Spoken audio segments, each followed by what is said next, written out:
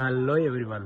మామ, ప్రతి ఊరికి ఒక సర్పంచ్ ఉంటాడు, అలానే ప్రతి వీధికి ఒక కౌన్సిలర్ కూడా ఉంటాడు, అలానే ప్రతి ఇంటికి 4 సీసీ కెమెరాలు ఉంటాయి, ఒక పబ్లిక్ రిపోర్టర్ ఉంటాడు. నాకు అర్థం కాలేదు సార్. నెమ్మదిగా అది ఎలానో నేను చెప్తా, వినండి. మనం ఇంట్లో ఉన్నప్పుడు ఒక ఫ్రెండ్ గాడు ఫోన్ చేస్తాడు, రే రారా బయటికి రారా, బండి వేసుకొని రా, అలా తిరిగేసి వద్దాం అంటాడు. సరే అని వెళ్తాం. వెళ్ళిన తర్వాత పని చూసుకొని వస్తామా, రాము. అదే 4 గంటలు ఊరంతా అడక్క తిని వస్తాం. అందులోపే ఇంటి నుంచి, రే ఎక్కడ తెచ్చినవురా, ఎంతసేపు అయిందిరా నువ్వు బయటికి పోయి, ఇంకా బయటికి పోతే రావా అని ఫోన్ చేస్తారు.